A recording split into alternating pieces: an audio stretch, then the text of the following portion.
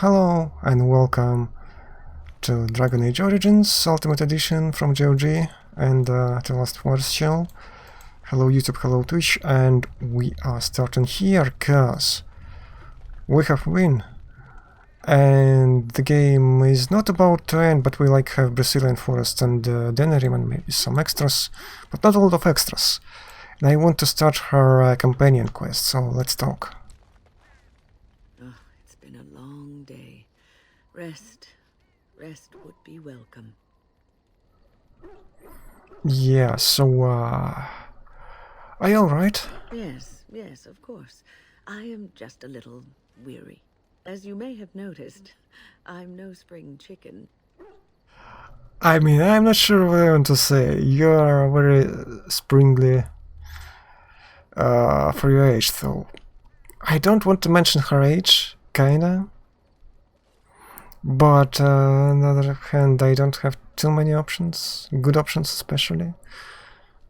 So not this one, of course. This kinda bland. Old Bones is pretty bad, so I suppose maybe one? Very funny. But in all honesty, I do not know how many years I have left in me. I have lived for such a long time, but there is always something else to do. And I have to keep going in order to do it. I think I will be glad when I am done. Hey, don't say the things. We still need you. Oh, no. I'm not the sort of person that leaves things unfinished. I'll see this through, I promise.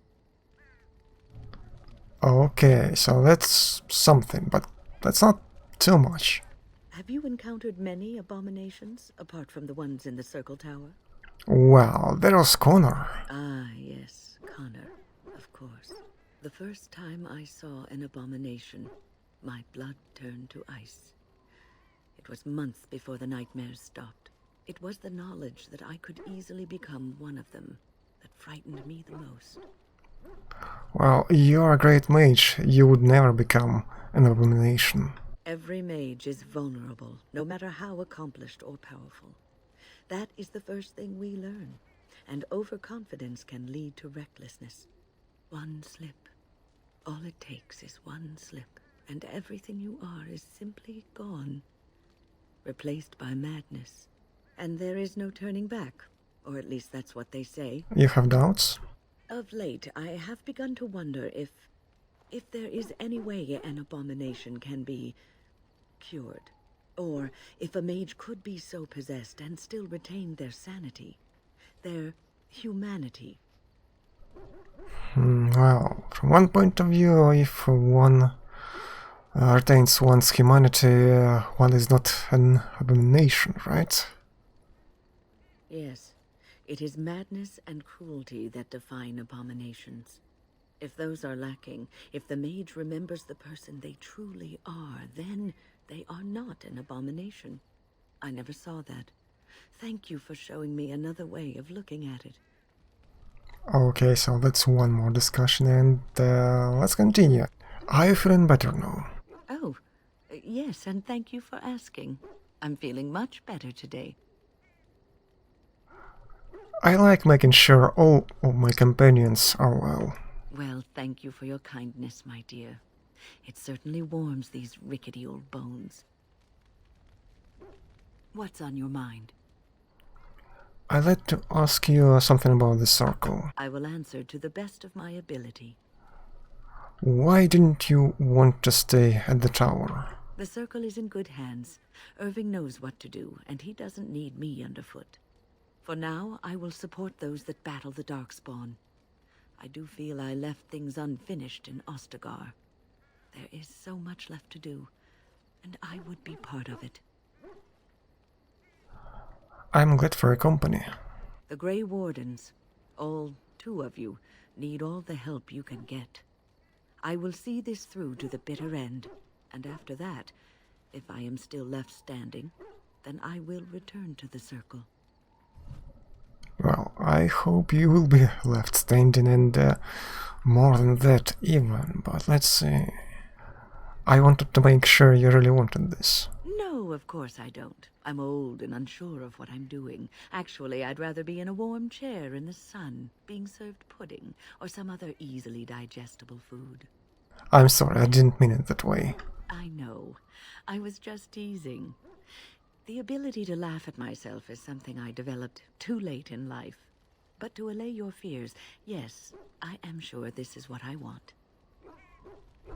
Okay, so how's our standing right now? Still 100. Nice. How did you become a mage? People don't become mages. They are born mages. The talent just surfaces later. But you are asking how I ended up at the Circle. I was brought there by the Templars, just like many of the other apprentices. I don't remember very much. I was very young then. What about your family? I didn't have a family. I never knew my real parents. My earliest memory was of hiding in a hayloft on a farm, trying to keep warm. I was found, and the farmer's wife was kind enough not to send me away. But they had children of their own, and I was never made to feel welcome. The eldest son was the worst. He was always calling me a stray, and throwing anything he could get his hands on at me. And I don't know how it happened, but one day, he just found his hair on fire. Fortunately, there was a large trough nearby. Serves him right. He ran screaming, dripping head and all, to his mother. I was shut up in the barn, with a bowl of water and a crust of hard bread. The Templars arrived several mornings later. What a terrible experience for a child. The barn kept me safe from the village children and the stones they would hurl at me. I was afraid, yes, but it could have been much worse. I'll never forget the moment the Templars led me into the entrance hall of the tower. I had never seen anything so grand in my life. I stopped being afraid then. I knew I was home. That's a great story. Well, that's about all there is to my tale. That's how I came to the Circle. What was life like in the tower? I would be lying if I said it was easy. First, there were rules, and we were constantly watched to make sure we behaved appropriately. Then there was the study of magic. We had to cast the spells just so, control the effects completely. A single word spoken incorrectly, a gesture out of sync, and lack of focus. And we needed to have perfect focus, or we would be in danger. Danger from what? From Fade spirits. If we were careless, they would enter our minds, and we would become abominations. Without the Circle and my mentors, I would not have been where I am today. And there was joy in life at the Circle. The joys of fellowship, in knowing that you were not alone in your struggles. In spite of everything, I was happy in the tower, and I loved it. Okay. As a Grey Warden, I'll never lead a normal life, will I? No, you won't. But I don't think I was ever meant to be normal. I don't think so either. You would not have been happy living a dull, uneventful life, dying in obscurity. You wonder sometimes, don't you? If your life would be better if you weren't who you are. Yeah, a little. When I was a young woman in the tower, I came to the realization that the Circle would be my life, and I would know no other. Family, love, a simple life. These were things that others took for granted, that I would never have. Grass is always greener on the other side. It made me very moody. All I could think of was being trapped in that tower with no way out and no end in sight. I started hating my life and myself, and one night I found myself in the tower's chapel. I was seeking refuge, maybe answers. The chant doesn't offer too much either. Yeah, that's kinda true, but you must have come to terms with your life eventually. I must have looked tearful or made some noise, because the revered mother came out and decided to speak to me. And because I had no one else to talk to, I talked to her. I must have said many silly things, but she told me that the Maker puts us all on our paths for a reason, and fighting our intended course is what causes so much anguish. And that made you feel better. I thought the old biddy was full of rubbish. I was 15, maybe 16, and I knew everything. So I left, but I always found my way back to that chapel. And as the years passed, I began to see the truth of her words. We were supposed to be polar opposites, mage and priest. But we weren't. There was much about us that was the same. Definitely not the first answer, right? I suppose priests have to give up a lot too. The revered mother had lived in the chantry all her life, as I had been in the tower for all of mine. She taught me that you can find your family in the people around you, that you can love your work and find fulfillment in duty. And there is joy even in self-sacrifice. If you put others before yourself, then their well-being is yours, and their happiness is your happiness. It won't be easy to live that way. You can scream and cry and be angry about life as a Grey Warden, or you can accept it and allow yourself to see the good in it. This is your choice.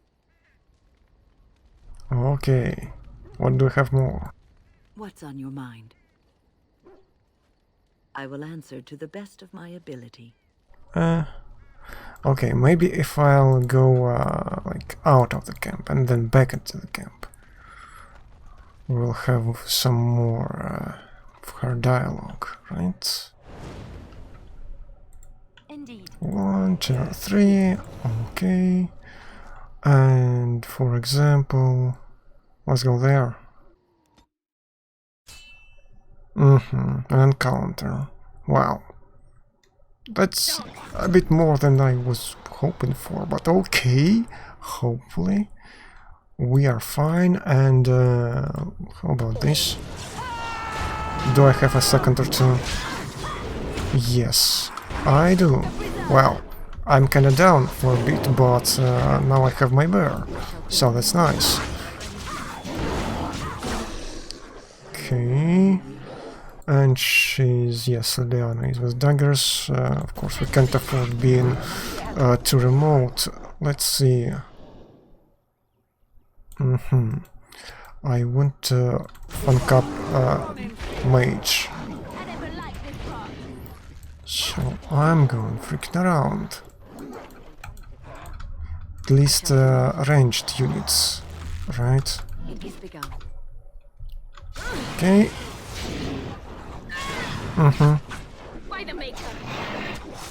Okay. So, leader Harlock. How's she doing? Leona is being healed. Okay. What's up with that? Yeah, that's kind of bad. So, do we have anything? Not here. That's not amazing. So, actually, yes, I said freaking actually. Yeah, this freaking slots. That's how you drop it. It should be over this corner of this square, which is kinda idiotic and retarded, but what you can do. Only so much you can do indeed. Hi. You think you're too cool to go for school? How about to funk off? Hi.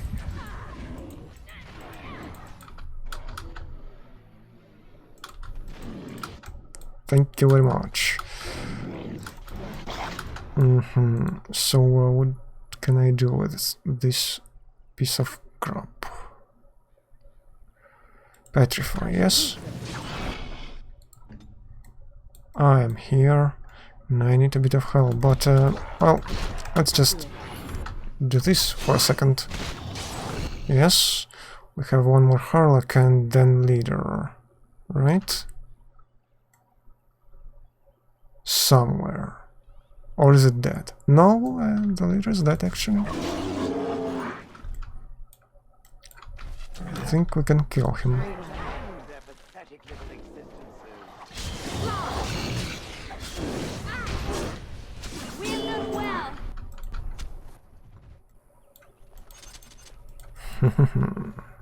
It is begun. And there are traps, of course. Well, traps is extra XP. Very well. Okay.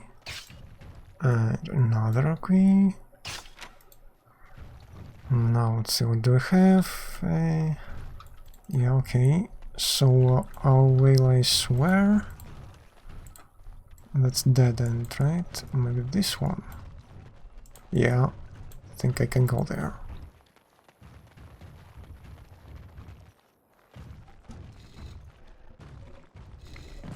Wait a second. We have a problem, Houston. I fell. Are you alright? For a moment there, I thought it was all over. The fight is over, if that's what you mean. No, I thought I was. I will explain everything when we are back at camp. Now is not the time. Okay, yes, sure. Can I travel to camp? No. Okay. Now, the problem is that we are inside of West Brazilian forest, so we don't... yes, we're not going to camp right here, so... Okay. I think I owe you an explanation for what happened earlier. Yes, you had me quite worried. You should know that something happened to me at the tower before you came along. Remember my apprentice, Petra? She encountered a demon in the tower. It would have killed her had I not intervened. I saved her life that day, but I did not survive that encounter with the demon. But you are standing right here. Let me explain fully. I engaged a very powerful demon to rescue Petra. It sapped me of all my energy and will and left me drained. It took everything I had to defeat it. And when I was done, I no longer had the strength to keep my heart beating. I remember my life ebbing away. Everything receded from me. Sound, light. I remember being enveloped in complete, impenetrable darkness. And then I sensed a presence enfolding me and cradling me, whispering quietly to me. The sensation is impossible to describe. I was being held back, firmly but gently, as a mother would a child, eager to slip from her grasp. I felt life and warmth flowing through my veins again. I began to be aware of small sounds and the discomfort of my hip pressing into the cold stone of the tower floor. That is an amazing story.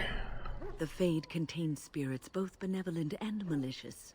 The benevolent spirits seldom make themselves known, because they want nothing from mortals, unlike the demons. It was one of these spirits that saved me. Without it, I would be dead. And it has not left me. It is with me, even now, bonded to me. You see, I am supposed to be dead. It is the spirit that is keeping me in this world. And this is not the way of things. Perhaps the spirit did not expect this, but it is weakening gradually. I am living on borrowed time. Well, then we'll make the best of the time, or at least we'll try to make the best of the time, considering circumstances and the war with the Darkspawn. Yes, that we will. Okay, so, is there more to that story? What's on your mind? Why did the spirit choose to help you? I have always had an affinity for the spirits of the Fade. As a child, I never feared my dreams, because I knew they were there. What about demons? I could sense the demons, too, and their presence frightened me. It was the kindly spirits of the Fade that took the fear from me. I've always been able to feel the spirits, even if I never saw them. And as I nurtured my talent in the circle, I became more sensitive. I began to notice every time I was in the Fade, whether it was in a dream or in magical practice, that I was being watched. Do spirits watch people like that? I suppose they must. It is these benevolent spirits that create our dream worlds in the Fade. Sometimes I would see it, a glowing, nebulous form. Most times I would just feel its presence, gentle and comforting, but somehow alien. I think it is a spirit of faith. They have never been seen before, and perhaps I am wrong. But something tells me I'm not. It always felt like the same entity. This one spirit was curious about me, and was guarding me, for want of a better word. You're very lucky. There were times when I was in the Fade that it seemed to stretch forth to shield me, keeping me safe. And I think it gave me strength in my most terrible battles, Ostagar being one of them. And also in your fight with the Petrus demon. I don't know why I was chosen. Perhaps it knew that there was something more that lay in store for me. I like to think that I was given a rare chance, and I'm going to make the best of the time so generously given to me. I am glad you think traveling with me is worth of your time. I will not lie motionless in a bed with coverlets up to my chin, waiting for death to claim me. That is not the death for me. And so I will fight alongside the Grey Warden, and help prepare her for the task that is yet before her. So you had better listen to me, because I swear, if I should fall before the end and you don't seem to be doing things properly, I'll get up again to give you a good finger-wagging. I'll hold you to that promise. You know, I think you'll be all right, even without my help. Yeah, that's great. Now we've done plenty of things, so I need to temporarily save something more reliable. And What's on your mind? is there something we can do to cure you? Cure me? What, am I sick now? You're a little dead. I guess death isn't an illness, is it? Even you know that you cannot cure the dead. And I'm not the only one dying. You are too. I'm just more efficient about it. Ah, child. Your concern is heartwarming. But death comes to everyone, and it is not something to fear. I don't fear death. It's dying that scares me. People fear not death, but having life taken from them. Many waste the life given to them, occupying themselves with things that do not matter. When the end comes, they say they did not have time enough to spend with loved ones, to fulfill dreams, to go on adventures they only talked about. But why should you fear death if you are happy with the life you have led? If you can look back on everything and say, yes, I am content, it is enough. I think it depends on the person you are. Ah, human nature. You are right. Some people will never be content, and will always want more. I think I've led a good life, a full life, and I, for one, am not afraid of death, whatever it may bring. They say that when you die, your spirit travels through the Fade, and returns to the Maker. And after that, we'll see, won't we? Okay, so that's a little more of the dialogue. What's on your mind? Do you have any regrets at all? I try not to dwell too much on the mistakes of my past, of which there are many. I would go quite mad if I did that. But I do have one regret. The greatest misstep of my life, made even more grave because it had dire consequences for someone else. Well, you could tell me, it might make you feel better. Years ago, I was assigned as mentor to a lad, an Aaron. He was my first apprentice. Anaren was an elf, raised in one of the elven alienages, and he was very mistrustful of humans, especially humans in authority. I can see how this could be trouble. What Anaren needed was time. Time to get used to his new home, time to emerge from his shell, so we could build a rapport. I gave him no such time. I was young and arrogant. He is a mage, I thought. He needs to grow up and act like one. I expected too much from him, too quickly. I gave no consideration to his origin or his feelings, and he retreated further from me. All I could think of was how stubborn he was, how he was throwing away all his talent and his potential, just to be difficult. Was he talented? Oh, very much so. Sometimes I would catch him practicing on his own, but if I asked him to show me what he could do, he would freeze up or fumble terribly. You cannot plant crops in the cold, wintry ground. You cannot teach a student who is closed off and unresponsive. Patience is what is needed, and I learned that too late to help him. What happened to Anaren? Anaren ran away from the circle one night. I had berated him over some trivial, ridiculous matter that I no longer remember. I drove him away because of something utterly unimportant. He was a child, 14 at the time of his leaving. They had his phylactery, and they hunted him down. Phylactery? The phylactery is a vial of blood taken from a mage. But blood is connected to life, and your blood can be used to track you down. They called him Maleficar, a mage who practices forbidden magic, deserving of death. He was a child, misunderstood and lost. I begged the Templars to tell me if he suffered, if they gave him a quick death. I got no answers from them. I was his mentor, and they wouldn't even tell me what became of him. Well, that was cruel of them. I should have known better. I had the best mentors. They were kind, compassionate. Why didn't I learn from them? I failed Anaren. All I had to do was listen to him.